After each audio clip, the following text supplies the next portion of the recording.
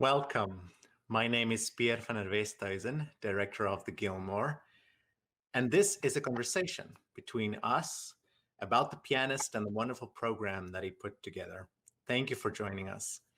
We'll explore the music and the pianist and how they intersect. And joining me today is Zaide Pixley, Professor Emerita at K College and writer of our wonderful program notes, pre-concert lecturer, Gilmore trustee. So on so many levels involved with the Gilmore, and we're so thrilled to have you. Thank you, Zaide. Welcome. Oh, thank you, Pierre. It's great to be part of this, and it's wonderful to be part of such a great organization as the Gilmore. Thank Thank you. you. Absolutely. So I thought we would kick it off with just some questions, some ideas about the program, some thoughts we had. And I know you had some questions for me. I have some questions for you. So I'm going to give the floor to you, and then we can go from there. All right. So, Pierre, why did you choose Aimard to be one of our piano masters for this year? What was it about him as a pianist and the program that drew you to this? Aimard, I have to say, Pierre-Laurent Aimard is, first of all, one of the preeminent pianists and one of my heroes. I mean, this is the joy of what I have of being here and putting together these programs and these artists. But I was so particularly attracted to this program. It's a very personal program with Messiaen, Beethoven, and Stockhausen. He studied with Yvonne Loriot, who was Messiaen's wife. And he also won the Olivier Messiaen competition in 1977. And he made his US debut with the Chicago Symphony, playing the piano part in the Turangalila Symphony by Messiaen. So, I mean, Messiaen, Loriot, this is so part of his DNA, it's part of his makeup. And if you're going to introduce unfamiliar music to audiences, it makes sense to invite someone who understands the music so deeply and has such a personal connection. And he has connections with other contemporary composers as well. He's premiered several pieces by Ligeti, as well as Stockhausen. So this is his playing field. And that is not to say that he's not also a master in the world of Bach, Beethoven, etc. I mean, he can really do it all. But it's rare to have a pianist that has that really deep connections. And the program is so interesting, the way he put it together, and unusual, and it makes perfect sense. So can you give us an overview of what you will be playing? Yeah. So he will be playing, he's starting the program off by Messiaen's Catalogue of the Birds, a selection from that, one of them called The Woodlark. And then he follows it with the Moonlight Sonata by Beethoven. And the Woodlark sets the stage perfectly for the program. It's a conversation between protagonists, the woodlark, and the other is a nightingale. And I want to read, because Messiaen himself wrote about these pieces. And I just want to read a little bit about what he wrote about this. He says, in the darkness, the woodlark peel off two by two, chromatic fluid descent. Hidden in a thicket, in a clearing in the wood, a nightingale responds, its biting tremolos set in contrast with the mysterious voice from on high. A woodlark, invisible, draws near, fades. The trees and fields are dark and still. It is midnight. And I'm thinking about that and how perfectly that set the stage for the Moonlight Sonata. And so the Moonlight Sonata, to me, again, talk about norm shattering. Starts with not with the first movement. We're used to an allegro first movement from the classical sonatas, and this starts with that beautiful slow movement that we all know and love. But what I love about the Moonlight Sonata as a whole is it, on a macro level, presents this enormous crescendo from this pianissimo slow opening movement to the minuetto to the presto. So it's this crescendo and accelerando on a macro level that's incredibly exciting. And then you end with this enormous outburst of the Moonlight Sonata. And then you go back to the Messiaen with the tawny owl. And that is a very angsty, agitated piece, terrifying. Messiaen used the words terrifying in his description of it. And he used to go out in the middle of the night. This was at 2:00 in the morning. He would go out in the woods and go and listen to these birds, and describe his reactions to that. You know, the words he's using are darkness, fear, a racing heartbeat, mewings and yelpings of the little owl, cries of the long-eared owl, and there the call of the tawny owl, now cheerless, mournful, now vague and disquieting, now shouted terror like the shriek of a murdered child. So it's really kind of terrifying. So again, setting the stage for the Appassionata Sonata, you know, and at that point in Beethoven's life, his diagnosis of deafness was final. I mean, this was the reality was facing him. He was in an incredibly dark mood. He felt in many ways defeated, and this Appassionata Sonata represents kind of this epic struggle between good and evil, light and darkness, major and minor. So that opening motif, you hear it in minor, you hear it in major, you hear it hushed, you hear it screaming at the top of Beethoven's lungs. So it's really kind of this emotional struggle that he's having. And then he has this little motive at the bottom, at the beginning, which, you know, fate knocking at the door. We hear it in the Fifth Symphony as well. And then in the Klavierstück 9 with Stockhausen, brings everything to a close. I love this piece.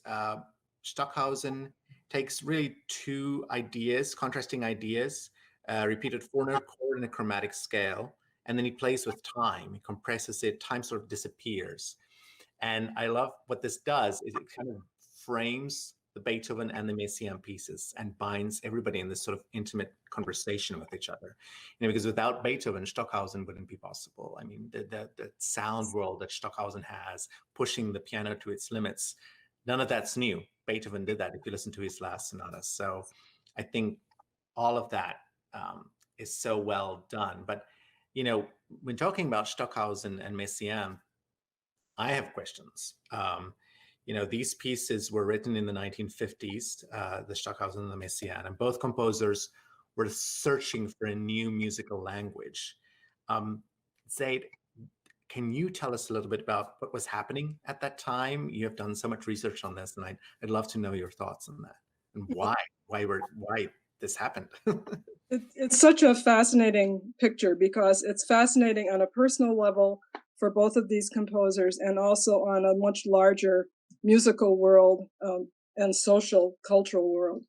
And first of all, why were they looking for a new musical language? It's all Beethoven's fault, really. He started it. Kind of the cult of the misunderstood heroic genius music that people in his later career couldn't understand, didn't think was playable, and didn't really like it. And that kind of set the stage for even more for artists and composers to be original and to do something original and new, which was difficult because Beethoven cast such a long shadow. He had done what he did so well that composers really had to look elsewhere. So that's the background in the compositional world. Also, after World War II in the 50s, there was a great tumult of trying to recover from this, and it affected Stockhausen and Messiaen directly. Messiaen was born in 1908. He lived in occupied France. He was at the front as a medic, and he was captured by the Germans and put in a prisoner of war camp in 1941 and 42. And that's where he wrote the quartet for the End of Time that we heard so beautifully played by Ingrid Fleeter and others in the 2018 festival. Then he was released and went back to teaching. Stockhausen was born in 1928, so he was 11 when the war started in Germany. He was in school. He lost both of his parents in the war, tragically. His mother was depressed and was in a sanatorium and killed by the Nazis in 1942 as a burden on the state. And his father died at the front in 1945. So he was orphaned at 17. And then after the war, composers gathered and began to think about what new music they could write, because Under the Nazis, as we know, any music that was considered decadent was banned. So that included anything, any Jewish music, anything dissident, anything that wasn't patriotic. Music was used as propaganda, as we know, and Beethoven was among the favorites, and also Wagner. Stockhausen and others after the war in Germany felt like that musical language, however wonderful it was, had been fatally compromised, and that they couldn't be part of it. They had to do something completely new. So That makes sense. There was a tremendous flurry of activity, composers now hearing the music that had been suppressed, hearing each other's compositions, learning from each other. And Messiaen was really at the forefront of that. He was a great renowned teacher. Stockhausen left everything and went to Paris to study with Messiaen. So they were compadres in this new musical language in the 1950s. Another thing that happened then was electronic music. Radio stations had tape recorders, all kinds of electronic gear, and Stockhausen worked at the Cologne radio station and had just written one of his most famous pieces, Gesang der Jüngling, the Song of the Youth, when he was writing this Klavierstück. And composers were looking for new ways to organize music. This Beethoven worked on a harmonic system of tension and relaxation, of repeated sections, of melodies. And these composers weren't going to do that, as we can hear, as you've described. In fact, in the Klavierstück 9, Stockhausen uses the Fibonacci sequence to organize the piece, which is not really audible, but it's clearly there. And the Fibonacci sequence, I have learned, is that each number is the sum of the two before it. So 1 and 1 is 2, and 2 and 1 is 3, and 3 and 2 is 5, going on into infinity. So that was his organizing principle, not harmony, not melody, the way we think of it. Messiaen, of course, was interested in birdsong and using birdsong, which he transcribed, as you said, as an ornithologist. But they did not abandon the piano, even though Stockhausen at this time wanted to have complete control through electronic music. You can control everything, every musical element, which after this time of chaos, I think was immediately appealing. But with the piano, you have, like electronic means, this infinite variety. The piano is a great machine. It can do anything. And you have a pianist also who's bringing her own artistry to this instrument. And there are new challenges, a kind of neo-virtuosity in both the pieces. For example, Pierre, the beginning of the Stockhausen, which is a formidable score, the same four-note chord is repeated 144 times. Decrescendo. It's a pause, then it's repeated 86 times, decrescendo. So a pianist, literally, it's physically impossible to play that chord 144 times in the same decrescendo. There has to be gradations, which is even more interesting than electronic sounds in a way.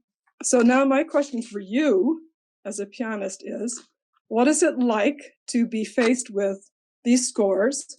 And the Beethoven is equally demanding. So what is it like to play this music as a pianist?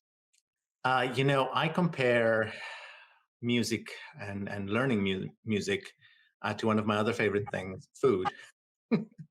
And so, it might at first feel or taste completely foreign to your taste buds, but upon the second, third, fourth tasting, all of a sudden you're hooked and you can't get enough.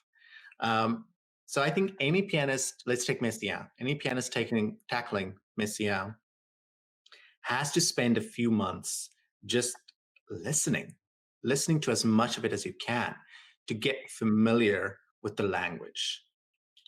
Just as a baby would take the first year of their life, just taking it all in, listening, because it's not just the notes on the page, it's truly an oral experience. The ebbs and the flows, the outbursts, the basic rhythms, the structure. There's a rhetoric, like there's semantics that you have to learn. So I highly discourage anybody from starting with the scores as a pianist when you are tackling this new music. It's ultimately an oral exercise, and so everything else flows from that first auditory experience. And that's how I think the listeners should approach this as well. Try and listen to some of these bird calls first, and then just listen to other pianists playing this music and to listen to other Messiaen's pieces. And the same with Stockhausen. Um, but Messiaen and Beethoven, they were incredible pianists. There are elements of Beethoven that are very unpianistic, especially as the deafness really took hold. It almost becomes unplayable because he was hearing things that he was really hearing a new vision of what the piano could do. But Stockhausen wasn't really a pianist by trade, and so he does the same things where he's hearing things and demanding things with pianists that would make us just burst into tears, like you were saying. This it's opening of Klavierstück 9. And the same with Opus 106, the Hammerklavier Sonata, Opus 111, the last sonata, unending trills all up and down the keyboard. You have to have incredible stamina for that kind of thing. So you have to take the long view when you're learning these pieces, and don't give yourself a couple of months to say, I'm going to do this then. This is a long project of a couple of years of assimilating and learning. So that's what I would suggest. But speaking of listening, I mean, we talked about this a little bit before. We're adding Stockhausen and Messiaen to our menus now. So what would you recommend?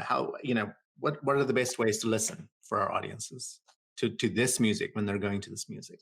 Well, it also has to do with what you're saying, immersion. I mean, really giving yourself over to this. But my first suggestion is don't go listening expecting it to be something that you're not going to hear.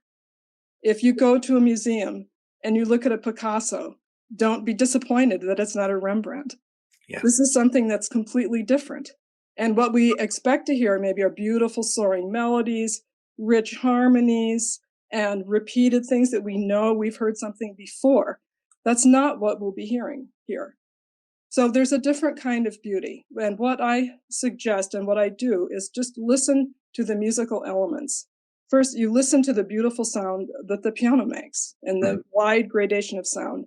You listen for the pitches, the highs and the lows of the pitches, the loud and the soft in all the gradations. And you listen for the drama.